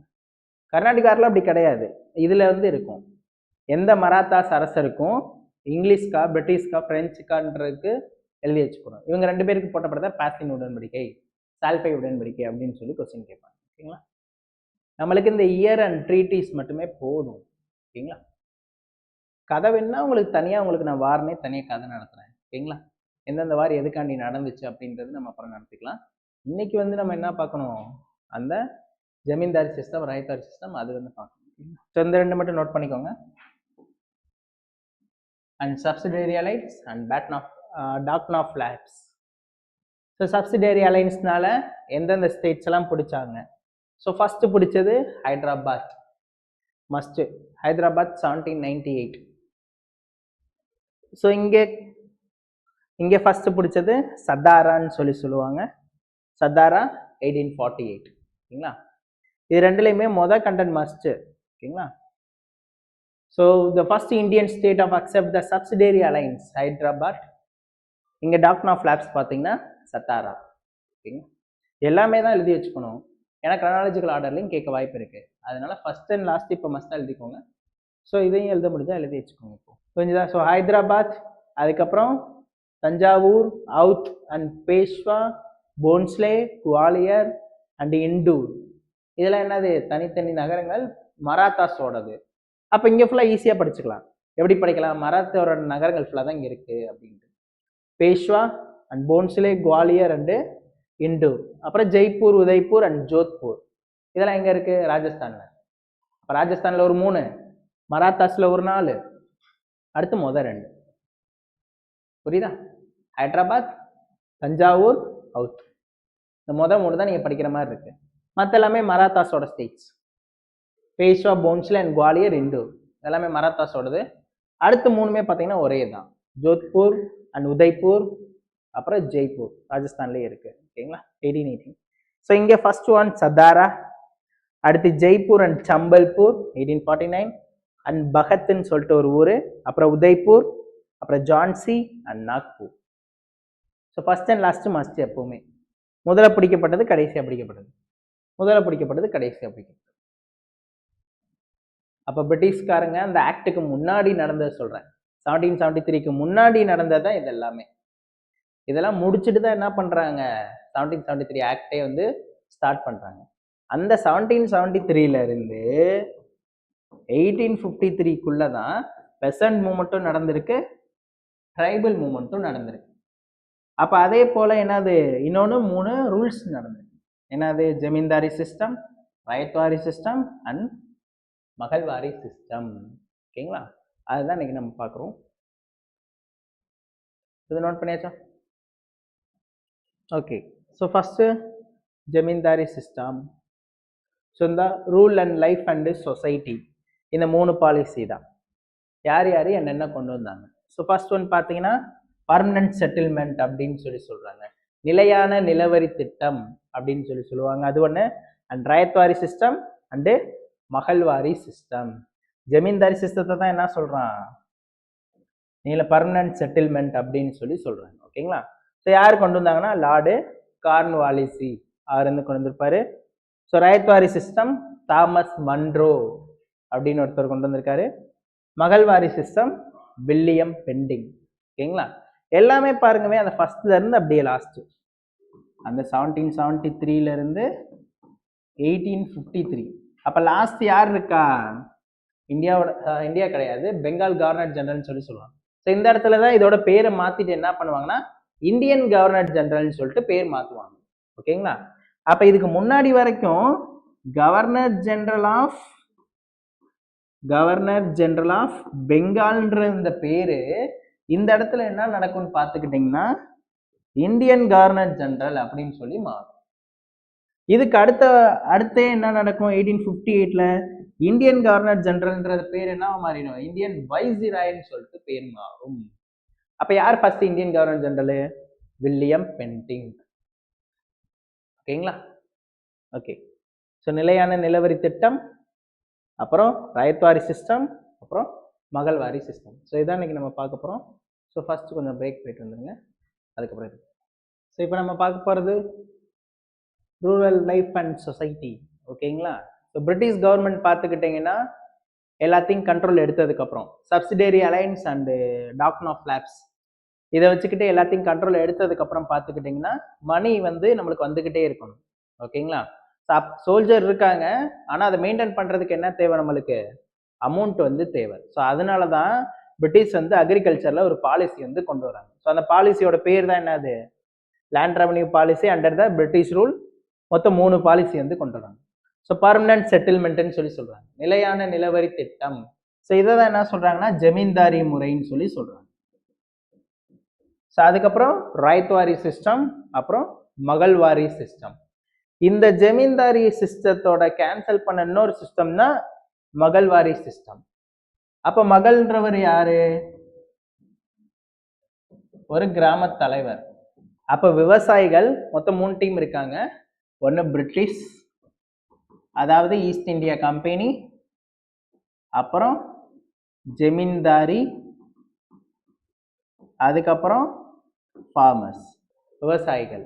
ஓகேங்களா? அப்போ நம்ம இந்தியாவில் பார்த்துக்கிட்டிங்கன்னா விவசாயிகள் வந்து விவசாயம் பண்றாங்க. எப்ப இருந்து, முன்னாடி ஏன்சியன்ட் பீரியட்ல இருந்து. நம்மளோட முக்கிய வாழ்வாதாரமே என்னதான், அக்ரிகல்ச்சர் தான். அப்போ முன்னாடி இருந்தே பார்த்துக்கிட்டீங்கன்னா நம்ம அக்ரிகல்ச்சர் பண்ணிட்டு இருக்கோம், நம்மளோட லேண்ட்ல வந்து பண்ணிட்டு இருக்கோம். ஆனா இடையில பிரிட்டிஷ் கவர்மெண்ட் நம்ம ரூல் பண்ணி என்ன பண்றாங்க, அந்த லேண்டுக்கு குத்தகை பணம் மாதிரி வாங்கி வச்சுக்கிறாங்க. குத்தகை யார்கிட்ட விடுறாங்க, நம்மளோட லேண்டுக்கு. லேண்டு என் பேர்ல தான் இருக்கு, ஆனா நான் யார்கிட்ட குத்தகை விட்ட மாதிரி கணக்கா, பிரிட்டிஷ்காரங்கிட்டே குத்தகை விட்டு அதை காசு வாங்குறாங்க. ஆனா இந்த இதுல விவசாயம் பண்றது யாரு, நான் தான். புரியுதா எப்படி நம்மளை கொள்ளையடிச்சிருக்காங்கன்னு சொல்லிட்டு. லேண்டோட பேர் தான் லேண்டே நம்மளோட பேர்ல தான் இருக்கு. நம்ம விவசாயம் பண்றது யாருக்கு, நம்மளுக்கு தான். ஆனா குத்தகை மாதிரி அவங்ககிட்ட கொடுத்துட்டு அந்த குத்தகை காசு வந்து என்ன பண்றாங்க, கம்மியா வாங்கிக்கிறாங்க. விவசாயம் பண்ணி வர விளைச்சல்ல அதிக பங்கு யாருக்கு போயிருது, வரியா, பிரிட்டிஷ் கவர்மெண்ட்டுக்கு போயிருது. அதை இடையில ஒருத்தர் வாங்கி கொடுக்குறாரு. அவர் தான் யாரு, ஜமீன்தாரி. ஓகேங்களா? அதை தான் ஜமீன்தாரி சிஸ்டம் சொல்றாங்க. அப்ப யாருக்கு யாருக்கு லிங்க் கிடையாது, பிரிட்டிஷ்க்கும் ஃபார்மருக்கும் லிங்கே இல்லை, பிரிட்டிஷ்க்கும் ஜமீன்தாரிக்கு மட்டும்தான் லிங்க். அப்ப இவங்க எவ்வளவு அமௌண்ட் கொடுக்குறாங்களோ அது யாருக்கு மட்டும்தான் தெரியும், ஜமீன்தாரிக்கு மட்டும்தான் தெரியும். அப்ப இதுல யார் வெல்த் ஆகுறா, ஜமீன்தாரி வெல்த் ஆகுறாரா இல்ல பிரிட்டிஷ் வெல்த் ஆகுறாங்களா, 2 பேருமே வெல்த் ஆகுறாங்க. ஆனா அதிகப்படியான பேமெண்ட் யாருக்கு போகுது, ஜமீன்தாரிக்கு போகுது. அப்ப அங்க உள்ள பெரிய பெரிய பர்சன்ஸ் ஃபுல்லாமே என்ன பண்ணிக்கிறாங்கன்னா காசு ஃபுல்லா சேர்த்து வச்சுட்டு ஒரு சில பேமெண்ட் மட்டும் பிரிட்டிஷ்க்கு கொடுத்துக்கிறாங்க. ஓகேங்களா? அதுல கொஞ்சம் இங்க இப்ப இங்க ஒரு 100 ரூபா கொடுக்குறாங்க, மொத்தமே ஒரு 200 வந்திருக்குன்னு வச்சுக்கோங்கமே. அதுல 150 யார் எடுத்துக்கிறா, பிரிட்டிஷ்காரங்களுக்கு கொடுத்துருக்காங்க, 40 இவங்க எடுத்துக்கிறாங்க, மீத 10 தான் யாருக்கு கொடுக்குறாங்க, ஃபார்மர்ஸ்க்கு வந்து கொடுக்குறாங்க. இந்த மாதிரி தான் ஹைரார்கி போயிட்டு இருக்கு. ஸோ இதோட இன்னொரு வடிவம் தான் என்னன்னு பார்த்துக்கிட்டிங்கன்னா மகள்வாரி சிஸ்டம். அப்ப அதே போல பிரிட்டிஷ் இடையில யார் இருக்கா, கிராம தலைவர்னு சொல்லிட்டு ஒருத்தவங்க வைக்கிறாங்க. இந்த 3க்குமே ஃபர்ஸ்ட் எக்ஸ்பிளனேஷன் கொடுத்துறேன். இந்த 2க்கு ஃபர்ஸ்ட் பார்க்கலாம். பர்மனன்ட் செட்டில்மெண்ட்ன்றது இது, பிரிட்டிஷ் அண்ட் ஜமீன்தாரி, அப்புறம் ஃபார்மர்ஸ். ஸோ லாஸ்ட் மகள்வாரி சிஸ்டம்ன்றது பிரிட்டிஷ், அடுத்து மகள், கிராம தலைவர், அப்புறம் ஃபார்மர்ஸ். அப்ப கிராம தலைவர்ன்றவங்க யாரு, இந்த ஃபார்மர்ஸ்லயே ஒருத்தவர், அவரை கிராம தலைவரா போட்டுட்டு அவர் என்ன பண்றாரு, இந்த ஜமீன்தாரி பண்ண வேலையை ஃபுல்லாமே அவர் பண்ணாரு. அப்ப அதுவும் என்னதான், ஃபெயிலியர் தானே. ஓகேங்களா? ஓகே, இப்ப இது 2க்கு இடையில ஒண்ணு இருக்கா, ரயத்வாரி சிஸ்டம்ன்றது. ரயத்வாரி சிஸ்டம் மட்டும்தான் கொஞ்ச காலத்துக்கு என்ன ஆச்சு, வெற்றியாச்சு. ஏன்னா டைரக்ட் கான்டாக்ட் டு ஃபார்மர்ஸ். அப்ப பிரிட்டிஷ் கவர்மெண்ட் டைரக்டாவே யார்கிட்ட இருந்து வரியை வாங்கிடுறாங்க, கிராமத்துல அந்த கிராம விவசாயிகள்கிட்ட இருந்து வரியை வந்து வாங்கிக்கிறாங்க. ஸோ இதுதான் இந்த மூணோட பேஸ் வந்து. அப்ப permanent settlement and Lord Cornwallis என்ன பண்ணியிருக்காரு, இந்த மாதிரி. இது மகள்வாரி சிஸ்டம். அதுக்கப்புறம் லாஸ்ட் இது சொன்னது ராயத்வாரி சிஸ்டம். அப்ப இதுல கொஸ்டின் எப்படி கேட்பாங்கன்னா, கிராம தலைவர்கள் எப்ப நல்லா இருந்தாங்க, அவங்களுக்கு எப்ப சலுகைகள் இந்த மாதிரி கிடைச்சிச்சு அப்படின்னு சொல்லி கேட்டாங்கன்னா ராயத்வாரி சிஸ்டம். புரியுதா சொல்ல வருது? ஓகே. அப்ப பிரிட்டிஷ் கவர்மெண்ட்டுக்கும் இவங்களுக்கும் என்ன இன்டர்லிங்க்னா இதுக்குள்ள ஃபுல்லாமே பார்க்க போறோம். ஸோ ஃபர்ஸ்ட் நம்ம பார்க்க போறது பர்மனன்ட் செட்டில்மெண்ட், நிலையான நிலவரி திட்டம். இதுக்கு தான் நிறைய பேர்கள் வந்து இருக்கு. ஜமீன்தாரி சிஸ்டம், மல்குவாரி சிஸ்டம், அந்த மாதிரி பேர்லாம் சொல்லுவாங்க. இந்த பேர்லாம் எந்த சிஸ்டத்துல இருக்குன்னு சொல்லி கொஸ்டின் கேட்கலாம். ஓகேங்களா? ஸோ ஃபர்ஸ்ட் ஜமீன்தாரி சிஸ்டம் யாரு கொண்டு வந்ததுன்னா ராபர்ட் கிளைவ் வந்து கொண்டு வர்றாரு ஃபர்ஸ்ட். ஓகேங்களா? இது இம்ப்ளிமெண்ட் ஆனது இன்னொரு இடத்துல, ஆனா ஃபர்ஸ்ட்ல இருந்து எப்படி கொண்டு வந்திருக்காங்கன்னு பாருங்க. ஸோ ஃபர்ஸ்ட் ராபர்ட் கிளைவ் பார்த்துக்கிட்டீங்கன்னா ஒரு வருஷத்துக்கான ஆண்டு திட்டம் மாதிரி கொண்டு வராரு, ஆனுவல் பிளானர் மாதிரி.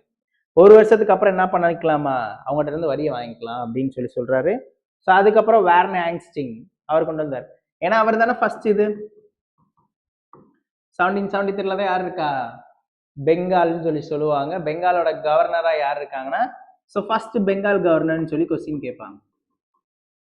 ஃபர்ஸ்ட் பெங்காலோட கவர்னர் யாரு, அவர் தான் யாருன்னா ராபர்ட் கிளைவ். ஸோ அதே போல first governor general of Bengal அப்படின்னு சொல்லி கேட்பாங்க. அப்ப முன்னாடி கவர்னர்ன்ற பேர் மட்டும்தான் இருந்துச்சு, கவர்னர் ஆஃப் பெங்கால் அப்படி மட்டும்தான் இருந்துச்சு. அதுக்கப்புறம் கவர்னர் ஜெனரல் ஆஃப் பெங்கால், இது யாரு, வாரன் ஹேங்ஸ்டிங். இது ரெண்டுக்குமே டிஃபரெண்ட் தெரிஞ்சு வச்சுக்கோங்க. வெறும் பெங்காலோட கவர்னர்னு கேட்டாங்கன்னா ராபர்ட் கிளைவ். ஸோ அவர் ஓராண்டு திட்டம் தான் சொல்லி கொண்டு வந்திருந்தாரு. அதுக்கப்புறம் இவர் பார்த்துக்கிட்டிங்கன்னா எத்தனை வருஷம், 5 இயர்ஸா 3 இயர்ஸ்ன்னு நினைக்கிறேன். வாரன் ஹேங்ஸ்டிங் தான் ஆனுவல் கொண்டு வந்து 5 இயர் வந்து கொண்டு வந்திருக்காரு. ஓகேங்களா? 5 இயர் கொண்டு வந்துட்டு மறுபடியும் ஆனுவல் கொடுத்துருக்காரா? ஓகேங்களா? 5 இயர் சொல்லிட்டு மறுபடியும் அதுக்கப்புறம் ஆனுவல் திட்டம் சொல்லி கொண்டு வந்திருக்காரு. ஸோ அதுக்கப்புறம் தான் யாரு பர்மனன்ட் செட்டில்மெண்ட்னு சொல்லிட்டு 1793 லார்டு கார்ன்வாலிஸ் வந்து கொண்டு வந்திருக்காரு. ஓகேங்களா? எப்போ 10 இயர்ஸ்க்கு ஒன் டைம். ஸோ ஒரு வருஷம் யார் கொண்டு வந்தாரு, 5 வருஷம் யார் கொண்டு வந்தாங்க, 10 வருஷம் யார் கொண்டு வந்தான்னு சொல்லி கொஸ்டின் கேட்பாங்க. ஸோ கடைசியா கொண்டு வந்தது தான் என்னது, இவர் கொண்டு வந்ததை இம்ப்ளிமெண்ட் பண்ணியிருக்காங்க. So Lord Cornwallis. அப்போ நம்ம ஃபர்ஸ்ட் என்ன எடுத்துக்கணும், இது எப்போ ஆரம்பிச்சது, 1793. யார் உருவாக்குனா, லார்டு கார்ன்வாலிஸ். எத்தனை வருஷத்துக்கு, 10 இயர்ஸுக்கு. அப்ப இது இந்தியாவில் உள்ள எத்தனை பர்சன்டேஜ்ல நிலப்பரப்புல நடந்திருக்கு விவசாயம், 19% வந்து இது நடந்திருக்கு. ஓகேங்களா? 19% வந்து நிலப்பரப்புல வந்து இதெல்லாம் நடந்திருக்கு, நிலையான நிலவரி திட்டம். ஸோ எந்தெந்த பிளேஸ்ன்றது must, Bengal and Bihar, Orissa, Varanasi, UP and northern Karnataka. So இதை எழுதி வச்சுக்கோங்க. ஓகேங்களா? சரி, ஜமீன்தாரி சிஸ்டத்தை பொறுத்தளவு யாரு கொண்டு வந்தாங்க, எதுக்கு கொண்டு வந்தாங்க, எப்போ கொண்டு வந்தாங்க, எந்தெந்த பிளேஸ்ல கொண்டு வந்தாங்க, இது வந்து மஸ்ட். மொத்தம் எத்தனை பிளேஸ்ல நடந்திருக்கு, 19% பிரிட்டிஷோட கண்ட்ரோல்ல இருக்கிற பிளேஸ்ல ஃபுல்லாமே இது நடந்திருக்கு. பெங்கால், பீகார், ஒரிசா அண்ட் வாரணாசி, அப்புறம் UP and northern Karnataka. So இதோட மெரிட்ஸ் அண்ட் டிமெரிட்ஸ் பார்த்துடலாம். ஓகேங்களா? முன்னாடியே நம்ம சொன்னோம் ஆர்டர் இதுல எப்படி இருக்கு, பிரிட்டிஷ் அண்ட் ஜமீன்தாரி, அதுக்கப்புறம் தான் ஃபார்மர்ஸ். ஸோ இதை தான் இங்க கொடுத்துருப்பாங்க. ஓகேங்களா? அப்ப ஜமீன்தாரி தான் என்னவா இருந்திருக்காரு, பணத்தெல்லாம் கலெக்ட் பண்றவரா இருந்திருக்காரு. ஓகேங்களா? நீதியும் வழங்குறவர் யாரா இருந்திருக்காரு, ஜமீன்தார் தான். அப்ப விவசாயிகள் நீங்க இந்த லேண்டு தான் இருக்கணும், இந்த லேண்ட்ல இது விவசாயம் பண்ணணும், இவ்வளவு பங்கு வந்து எங்களுக்கு கொடுக்கணும் அப்படின்னு சொல்லிட்டு யார் சொல்றா, ஜமீன்தாரி வந்து சொல்றாங்க. ஸோ அதை தான் மெரிட்ஸ்ல கொடுத்துருப்பாங்க. ஓகேங்களா? மெரிட்ஸ் இங்க இருக்கு, மெரிட்ஸ்ல கொடுத்துருப்பாங்க. எல்லாத்தையும் ஜமீன்தார் வச்சுதான் சொல்லியிருப்பாங்க. Zamindars become the owner of the land. அப்ப குத்தகை மட்டும்தான் யார் கொடுத்திருக்கா, ஃபார்மர்ஸ் வந்து கொடுத்திருக்காங்க. பிரிட்டிஷ கூட ஓனர்னு சொல்ல யார் சொல்லியிருக்காங்க, ஜமீன்தார் தான் சொல்றாங்க. அப்ப இருந்த waste land and forest land இதை ஃபுல்லாமே என்னவா மாத்துறாங்கன்னா கல்டிவேஷன் லேண்டா ஃபுல்லாமே மாத்துறாங்க. அப்ப இந்தியன்ல இருந்த ஃபாரஸ்ட் லேண்ட், காடு பகுதிகள், தரிசு நிலங்கள், இதை ஃபுல்லாமே என்ன பண்றாங்க, விவசாய நிலமா மாத்தி விவசாயிகளை உழுத சொல்றாங்க. ஓகேங்களா? ஸோ அதுக்கப்புறம் ஜமீன்தாரை எதுல இருந்து ரிலீஸ் பண்றாங்கன்னு பார்த்து வச்சுக்கோங்க. Responsibility of the providing justice, நீதித்துறையில இருந்து ஜமீன்தாரை நீக்கிட்டாங்க. ஓகேங்களா? ஸோ முன்னாடி கொடுத்துருந்தாங்க. ஓகேங்களா? அப்புறம் இது இம்பார்ட்டன்ட், 10 லெவல் கல்டிவேஷன் பண்றதுல 11 பங்குல இருந்து 10 பங்கு எந்த சிஸ்டத்துல கொடுத்தாங்க அப்படின்னு சொல்லி கேட்பாங்க. ஓகேங்களா? ஜமீன்தாரி சிஸ்டம். இதுக்கு என்னென்ன பெயர்கள் இருக்குன்னு சொல்லி கொடுத்துருப்பாங்க பாருங்க. எங்க அந்த பெயர்கள் கொடுத்துருக்காங்களா, எங்க இருக்கு பாருங்க, இங்க இருக்கு. தர்கா ஜாகிர்தாரி அண்ட் மல்குவாரி, அப்புறம் ஜமீன்தாரி. இது எல்லாமே ஜமீன்தாரி சிஸ்டத்தோட பேர், பர்மனன்ட் செட்டில்மெண்ட்டோட பேர். ஜாகிர்தாரி, மல்குவாரி இதெல்லாம் எந்த சிஸ்டத்தோட பேருன்னு சொல்லி கொஸ்டின் கேட்பாங்க. ஜமீன்தாரி சிஸ்டம். ஓகேங்களா? அதுக்கப்புறம் என்ன நடந்துச்சான், ஜமீன்தாரினால பர்மனண்டா என்ன நடக்குது, ரெவன்யூ ஃபுல்லாமே யாருக்கு ஜென்ரேட் ஆகுதுன்னா பிரிட்டிஷ் கவர்மெண்ட்டுக்கு வந்து ஜென்ரேட் ஆகுது. ஸோ இதை தான் மெரிட்ஸில் கொடுத்துருப்பாங்க. சார் மெரிட்ஸ் டிமெரிட்ஸ் கண்டிப்பாக தெரிஞ்சு வச்சுக்கணும்னா தெரிஞ்சு வச்சுக்கணும். ஏன்னா இதில் ஏதாச்சும் ஒரு டேட்டாஸை கொடுத்துட்டு இது எதுக்குள்ளே வருவாங்கன்னு சொல்லி கேட்பாங்க. ஓகேங்களா? அதுக்கு நம்ம இதை படிக்காமலே என்ன படிச்சுக்கலாம், இந்த ஆர்டர் தெரிஞ்சு வச்சுக்கணும். பிரிட்டிஷ் ஜமீன்தார் அண்ட் ஃபார்மர்ஸ், அப்புறம் பிரிட்டிஷ் டு ஃபார்மர்ஸ் டைரக்டா, அது என்னது ரயத்வாரி சிஸ்டம். ரெண்டாவது நான் சொன்னது British direct contact to farmers. மூணாவது சொன்னது இதுக்கு பதிலா கிராம தலைவர். அவ்வளவுதான். அப்ப இந்த படம் மாதிரி முன்னாடி போட்டு வச்சுக்கோங்க. அப்போ உங்களுக்கு எது புரிஞ்சிடும், மெரிட்ஸ் டிமெரிட்ஸ் ஈஸியா புரிஞ்சிடும். ஸோ டிமெரிட்ஸ் என்ன சொல்லிருக்கான், இவருக்கும் இவங்களுக்கும் டைரக்ட் கான்டாக்டே கிடையாது, இடையில தான் யார் இருக்கா, ஜமீன்தாரி வந்து இருக்காரு. அப்ப ஜமீன்தாஸ் தான் என்ன பண்றாங்க, கிராமத்துக்கு மீறியமா வந்து அதிகமான தண்டனை இது மாதிரிலாம் கொடுத்துட்டு கல்டிவேஷன் வந்து பண்ண சொல்றாங்க. ஓகேங்களா? Zamindari. British government had no direct contact with the cultivators. So அதெல்லாம் டிமெரிட்ல கொடுத்துருக்காங்க. ஸோ இதுதான் peasant movement and almost treat the self. The system was zamindar luxuries இந்த மாதிரி சொல்லி கொடுத்துருக்காங்க. அப்ப இவங்ககிட்ட இருந்து கலெக்ட் பண்ணி பாதி பேமெண்ட் யார் எடுத்துக்கிறா, ஜமீன்தாரியே வந்து நல்லா வாழ்ந்துக்கிறார். ஓகேங்களா? அதுல இருந்து தான் யாருக்கு கொடுக்குறாங்கன்னா பிரிட்டிஷ்க்கு வந்து கொடுக்குறாங்க. அப்ப நீங்க மெரிட்ஸ் டிமெரிட்ஸை போட்டு குழப்பிக்காதீங்க, இதை நான் வச்சுக்கோங்க. இதை வச்சுக்கிட்டாலே ஈஸியா புரிஞ்சிடும். ஓகேங்களா? ஸோ இதான் ஃபர்ஸ்ட் ஒன்.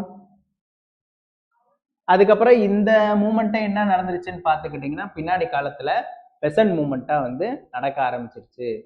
இங்க பண்ண தாக்கம் தான் என்ன நடந்திருக்கு. அப்ப டைரக்டா பிரிட்டிஷ் கவர்மெண்ட் என்ன பண்ணல, அவங்கள தாக்கி எனக்கு வேமா கல்டிவேஷன் பண்ணி கொடுக்கல. இடையில இருந்த ஒரு பர்சன் தான் யாரு, அவரால் தான் பின்னாடி என்ன நடந்திருக்குன்னா பெசன்ட் மூமெண்ட் வந்து ஸ்டார்ட் ஆயிருக்கு.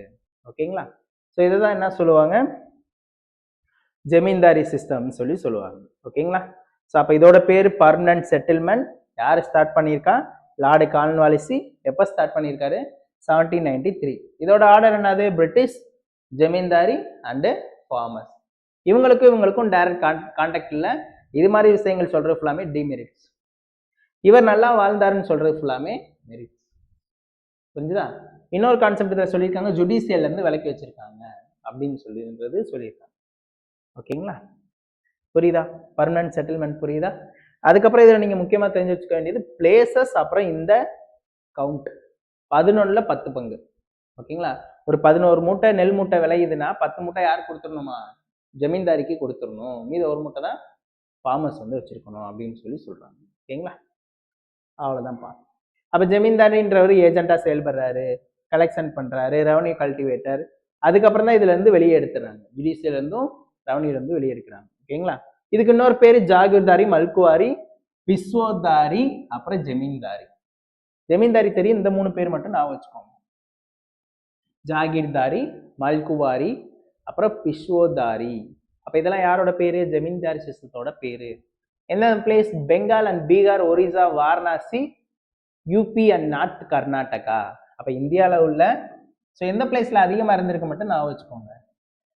So Bengal, Bihar, Orissa and Varanasi and north Karnataka. அப்ப அதிகமானது நார்த் ஈஸ்ட் சைடு தான் வந்திருக்கு. அப்ப நார்த் ஈஸ்டோட பேர்லாம் உள்ள வந்துச்சுன்னா என்ன ஆன்சர், ஜமீன்தாரி சிஸ்டம் ஆன்சர். புரியுதா? அப்ப நீங்க 2 பேர் தான் இடையில படிக்கணும். என்ன அது, யூபிலே வாரணாசி இருக்கு, நார்த் கர்நாடகா. அவ்வளவுதான். இதை தனியா கொஸ்டின்ல கேட்க மாட்டாங்க. மொத்தமா அங்க இருக்கா, பெங்கால், பீகார், ஒரிசா அந்த பிளேஸ்ல ஃபுல்லாங்க. Okay. So next ryotwari system யாரு கொண்டு வந்திருக்கான்னு பாருங்க. தாமஸ் மன்ரோ அண்ட் இன்னொருத்தர் பேர் கொடுத்துருக்காங்க, கேப்டன் ரீட் அப்படின்னு சொல்லி கொடுத்துருக்காங்க. ஓகேங்களா? ஸோ எப்போ 1820ல. ஆனா அதுக்கு முன்னாடியே ஒரு சிலர் வந்து சொல்லியிருக்காங்க. வில்லியம் பெண்டிங் பிரபுட்ட ஒரு பர்சன் சொல்லியிருக்காரு. ஸோ அவரோட பேர் தான் பார்த்துக்கிட்டிங்கன்னா, சாரி வில்லியம் பெண்டிங் கிடையாது, அது அடுத்த டாபிக். மகள்வாரி சிஸ்டம் தான் அந்த மாதிரி வரும். ஓகே. ஸோ இது பாருங்க, first 1820 and Thomas Munro and captain Read எங்கெங்கன்னு பார்த்து வச்சுக்கோங்க. மெட்ராஸ் இம்பார்ட்டன்ட், பாம்பே அண்ட் அசாம், அப்புறம் கூர்க். அப்ப இருக்குல்ல எங்க, நம்ம தமிழ்நாடு சைடு. அப்ப மெட்ராஸ்ல என்ன இருந்திருக்கு, ராயத்வாரி சிஸ்டம் வந்து இருந்திருக்கு. அப்ப ராயத்வாரி சிஸ்டத்தோட ரூல் என்னது, British and direct contact to farmers. அப்ப டைரக்டாவே யாருக்கு இது பண்றாங்க, ஃபார்மர்ஸ்ல இருந்தே டாக்ஸ் ஃபுல்லாமே கலெக்ட் பண்றாங்க. அப்ப எந்த பிரச்சனையும் நடக்கல, அவங்களும் நல்லா இருக்காங்க, இவங்களும் நல்லா இருக்காங்க. ஓகேங்களா. ஸோ அதை தான் மெரிட்ஸ் அண்ட் டிமெரிட்ஸ்லையும் கொடுத்துருப்பாங்க. எத்தனை பர்சன்டேஜ்ன்றது பார்த்து வச்சுக்கோங்க. Government fixed the demand the 45% to 55% and ப்ரொடியூசர்லேருந்து வாங்குறாங்க. ஓகேங்களா. அடுத்து என்ன சொல்லியிருக்கான், இங்க இருக்க ryotwari system is the rights ownership handle to government collected taxes directly from persons. விவசாயிட்டே வந்து கலெக்ட் பண்ணிக்கிறாங்க. 1/2 அப்படின்னு சொல்லி சொல்றாங்க, பாதி பேமெண்ட் மாதிரி. ஒரு 50% வந்து சொல்றாங்க. அப்ப 100 பங்கு விளைஞ்சிச்சுன்னா அதுல பாதி மட்டும் எங்களுக்கு கொடுங்க, பாதி நீங்க வச்சுக்கோங்க. அப்ப இது யாருக்கு நல்லதா இருக்கு, ஃபார்மர்ஸ்க்கு நல்லதா இருக்கு. அப்ப இது மாதிரி ஜென்ரலா கான்செப்ட் வைஸும் கொஸ்டின் கேட்பாங்க. விவசாயிகளுக்கு நல்லது நடக்கிற மாதிரி எந்த எந்த சிஸ்டத்துல இருந்துச்சு அப்படின்னு சொல்லி கேட்டாங்கன்னா ராயத்வாரி சிஸ்டம் அப்படின்னு சொல்லி சொல்லுவாங்க. ஓகே, இதோட பீரியட் என்ன, 20 to 30 years. இது எதை வச்சு அந்த டாக்ஸ் கலெக்ஷன் ஃபிக்ஸ் பண்றாங்கன்றது பார்த்து வச்சுக்கோங்க. இந்த டைப்ல தான் பார்த்துக்கிட்டிங்கன்னா சீசனை வச்சு ஃபிக்ஸ் பண்றாங்க. அப்ப சீசன் நல்லா இருந்தாலும் நல்லா இருக்கு 1/3 ஆஃப். தாமஸ் மன்றோ அடுத்து என்ன சொல்றாரு, ஆஃப்னு முன்னாடி சொன்னது 1/3 மட்டும் கொடுங்கன்றாங்க. அப்போ 3ல் 1 பங்கு இன்னும் குறைக்கிறான். ஓகேங்களா. எதை வச்சு ஃபிக்ஸ் பண்றாங்க பாருங்க. The revenue was based on the basic of the soil, the nature of the crops. அப்ப சாயில் விளையிற டயத்துலையும் சீசன் அப்ப டயத்துலையும் மட்டும் ஃபிக்ஸ் பண்ணி வாங்கிக்கிறாங்க. புரிஞ்சுதா. அப்ப அது விளைஞ்சாலும் விளையனாலும் என்னதான், பாதி பேமெண்ட் அவன்கிட்ட கொடுத்துடணும். இப்ப இந்த வருஷம் வந்து எனக்கு எதுவுமே இல்லை, வெள்ளம் வந்துருச்சு, பயிரெலாம் நாசமா போயிருச்சுனால என்னதான் கணக்கு, பாதி பேமெண்ட் அவன்கிட்ட கொடுக்கணும். அதாவது 1/3 வந்து அவன்கிட்ட கொடுக்கணும். ஒரு 3 பங்குல 1 பங்கு அவன்கிட்ட கொடுத்துதான் ஆகணும். ஓகேங்களா. அவ்வளவுதான். அடுத்து இதை அந்த தான் சொல்லியிருக்காங்க, இந்த ஆர்டர் தான் சொல்லியிருக்காங்க. Revenue settlement was done the directly with ryots, measurements on the field of the estimate, producer and cultivate. எப்படி மெஷர் பண்றாங்க, அந்த கல்டிவேட் நடக்கிறத பொறுத்து தான் அதை மெஷர் பண்ணிக்கிறாங்க. அதிகமாக நடக்குதா கம்மியாக நடக்குதான்னு பார்த்துட்டு 50% வாங்கணுமா 1/3 வாங்கணுமான்னு சொல்லிட்டு. அங்கே என்னென்ன பார்த்தோம், 90% லேண்டில் நடக்குது, 10/11. இங்கே பார்த்துக்கிட்டிங்கன்னா 20 to 30 years, அங்கே 10 years சொல்லி பார்த்துருக்கோம். இங்கே 1/3 இல்லைன்னா 50%. எதை வச்சுக்கிட்டு, measurement of field of the estimate the cultivate நடக்கிறத பொறுத்து இந்த இதெல்லாம் நடக்கும். 1/3 வாங்கலாமா இல்லை 50% வாங்கலாமான்னு சொல்லிட்டு. இது எப்போ வாங்குறாங்க, 20 to 30 years கான்ட்ராக்ட். அடுத்து government fixed the demand 45% to 55% produced. இது ஃபிக்ஸ்டு. அதை நீங்க சீசன் நடந்தாலும் சரி தான், நடக்கலாம்னு சரி தான், 55% இல்லைன்னா 45% நீங்க கொடுத்துதான் ஆகணும். ஓகேங்களா. அடுத்து எஃபெக்ட்ஸ் ஆஃப் தி ராயத்வாரி செட்டில்மெண்ட்ஸ். இது maintenance the even the best season, இதெல்லாம் வேண்டாம். Under the system, government exploit the farmers instead of the ஜமீன்தார். ஜமீன்தார் இல்லாததான் என்னது இந்த இதில் உள்ள ஒரே நல்லது. ஓகேங்களா. ஸோ அதான் சொல்லியிருக்கேன். அவ்வளோதான்ப்பா. ஸோ அதே தான் எங்கே நடக்குது, யார் நடத்தினா, எதுக்காண்டி நடத்தினாங்க. So ryotwari system, Thomas Munro and captain Read 1820. எங்கெங்கன்னா மெட்ராஸ், பாம்பே அண்ட் அசாம், அப்புறம் கூர்க்குன்னு சொல்லிட்டு ஒரு இடத்துல. ஸோ இதோட ஆர்டர் பிரிட்டிஷ் டு ஃபார்மர் டைரக்டாகவே கண்ட்ரோல் எடுத்துக்கிறாங்க. 20 to 30 years. மெஷர்மெண்ட்டை வச்சு தான், சீசனை வச்சு தான் என்ன பண்ணுறாங்க, ஃபிக்ஸேஷன் பிரிக்கிறாங்க. டேக்ஸ் வாங்குறது ஒன்று 50% வாங்கியிருக்காங்க, அதாவது 45 to 50% வாங்கியிருக்காங்க, இல்லைனா 1/3 வந்து வாங்கியிருக்காங்க. ஓகேங்களா. ஸோ இது யாருக்கு நல்லது, ஃபார்மர்ஸ்க்கு நல்லது, அங்கே ஜமீன்தாரிக்கு நல்லது. So last one Mahalwari system. So Mahalwari system 1822. யாரோட idea, the brain of Holt Mackenzie, அவரோட ஐடியா. ஸோ எங்கெங்கன்னு பாருங்க, Ganga and north west province, parts of central India, Punjab. அப்ப இதுல ஒரே ஒரு ஸ்டேட் தான் இருக்கு, பஞ்சாப் மட்டும் தான் இருக்கு. இதுல ஃபேமஸான ஸ்டேட் மெட்ராஸ், அங்க ஃபேமஸான state UP. UP Bengal north ஈஸ்ட்னு ஞாபகம் வச்சுக்கோங்க. அப்ப இதுல பாருங்க எல்லாமே வேற வேறையா கொடுத்துருவாங்க. Ganga valley, north west province and part of central India, எந்த பேருமே கொடுக்கல. அப்ப எது மட்டும் தான் இருக்கு?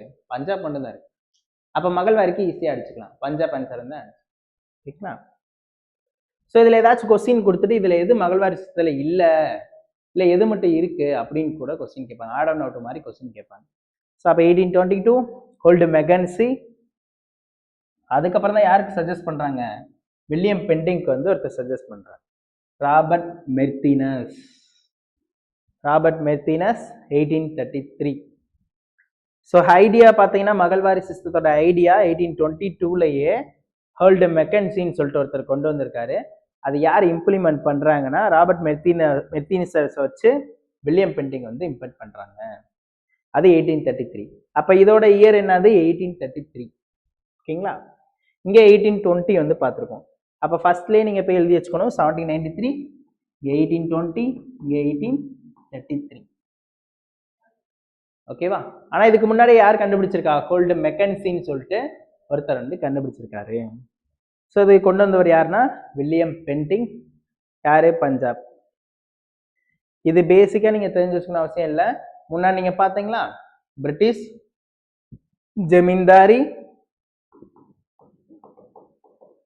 இப்ப அந்த ஜமீன்தாரிக்கு பதிலா தான் யாரு இருக்கா? மகள்னு சொல்லிட்டு ஒருத்தர் இருக்கார். அந்த மகள் யாரு? கிராம தலைவர். அப்ப டைரக்டாவே ஃபார்மர்ஸ்ட வாங்கின டாக்ஸ ஃபுல்லாமே ஒருத்தர் அப்பாயின்மெண்ட் பண்ணி, அவர் ஜமீன்தார் கிடையாது, அந்த கிராமத்துல இருக்க ஒரு பர்சன்ஸ் அப்பாயின்மெண்ட் பண்ணி அவர் என்ன சொல்லிடுறாங்க? கிராம தலைவர்னு சொல்லிக்கிறார். ஒண்ணு கிடையாது. இப்ப ஜமீன்தார் பண்ற வேலை யார் பண்ணிட்டு இருக்கா? கிராம தலைவர் வந்து பண்றாரு. அவ்வளவுதான் மேட்ரு. அங்க ஜமீன்தாருக்கு சொன்ன அதே கான்செப்ட் தான் இங்க. புரியுதா? அங்க ஜமீன்தார் கொள்ளையடிச்சாரு, இங்க கிராம தலைவர் வந்து கொள்ளையடிக்க போறாரு, இவங்ககிட்ட இருந்து வாங்கிட்டு. அங்க சொன்ன அதே காமன் கண்டென்ட் தான் இங்கேயும். ஓகேங்களா? இங்க அடுத்த பிளேஸ் வேணா தனியா கொடுத்துருக்காங்க. The system was first adapted to Agra and out. அப்ப இதுல என்ன சேர்த்துக்கணும்? பஞ்சாப்பும் ஆக்ரா சேர்த்துக்கணும், அதுக்கப்புறம் அவுட் சேர்த்துக்கணும். ஓகேங்களா? அயோத்தின்னு சொல்லுவாங்க. அவ்வளவுதான்ப்பா. ஸோ இவர் குறைச்சிருக்காரு பாருங்க, bending the reduce the 50%. The village hold the handman of lambarder, headman. சரி, அப்ப இந்த பேரை தான் என்ன சொல்றாங்க? லாம்பர்டர்னு சொல்றாங்க, இல்லைன்னா மணி லேண்டர்ஸ் அப்படின்னு கூட சொல்லுவாங்க. ஓகேங்களா? Bay of the revenue. அப்ப ஃபார்மர்ஸ் ஃபுல்லாமே யாருக்கு பே பண்ணணும்? இவங்களுக்கு பே பண்ணணும். இவங்க பிரிட்டிஷ்காரங்கிட்ட பேமெண்ட் பண்ணுவாங்க. ஓகேங்களா? ஒன்றும் கிடையாது. அதோட இன்னொரு டைப்பு தான் என்னது? இது ஜமீன்தாரி சிஸ்டத்தோட இன்னொரு இதுதான் இது. ஜமீன்தாரிக்கு பதிலாக கிராம தலைவரை உள்ள போட்டுக்கோங்க. அங்க சொன்ன அதே கான்செப்ட் தான் இந்த இடத்துலையும். அங்க ஜமீன்தாரியோட பேரை ஃபுல்லாமே எடுத்துட்டு என்ன பேர் போட போறீங்க? மகளோட பேர் போட்டீங்கன்னா முடிஞ்சு. ஓகேங்களா? அதான் டிமெரிட்ஸ் அண்ட் டிமெரிட்ஸ்லேயும் வரும். இல்லைன்னா ஒரு வாட்டி ரீட் மட்டும் பண்ணி வச்சுக்கோங்க இதெல்லாம். ஓகேங்களா? ஸோ ஃபர்ஸ்ட் அந்த 3 வாரம் முடிஞ்சதுக்கு அப்புறம் இதான் நடந்திருக்கு. இதோட எஃபெக்ட்ஸ் தான் எங்க காமிப்பாங்க? 1857 ரிவோல்ட்ல வந்து நடக்கும். அப்ப இது நடந்து இருக்கும் போதே பெசன்ட் மூவ்மெண்ட்டும் தனியா நடக்குது அண்ட் ட்ரைபிள்ஸ் மூவ்மெண்ட்டும் நடக்குது. ஏன்னா நிலங்களை ஃபுல்லாமே எங்க இருந்து எடுத்தாங்க? ஃபாரஸ்ட்ல இருந்து எடுத்தாங்க. இதோட ஃபர்ஸ்ட் பாயிண்ட் என்ன பார்த்தோம்? ஃபாரஸ்ட் மற்றும் தரிசு நிலங்கள், வேஸ்ட் லேண்ட். அப்ப அந்த ஃபாரஸ்ட்ல யாரு வாழ்றா? ட்ரைபிள் பீப்புள் வாழ்றாங்க. அப்ப அவங்கள ஃபுல்லாமே பத்தி விட்டுட்டு தான் ஃபாரஸ்ட் ஃபுல்லாமே கேப்சர் பண்றாங்க. அப்ப அவங்கள பார்த்து ஃபுல்லா பத்தி விடும்போது என்ன நடக்குது? அந்த மூவ்மெண்ட் நடக்குது, ட்ரைபிள் மூவ்மெண்ட் நடக்குது. ஓகேங்களா? அதெல்லாம் எப்போ? 1833, 31 இந்த மாதிரி டைம்ல தான் வந்து நடக்குது. கோல் கிளர்ச்சி அண்ட் முண்டா கிளர்ச்சி, அதுக்கப்புறம் சந்தால் கிளர்ச்சி, இந்த மாதிரி கிளர்ச்சிலாம் வந்து நடக்குது. ஓகேங்களா? ஸோ இது முடிஞ்சு நோட் பண்ணிக்கோங்க.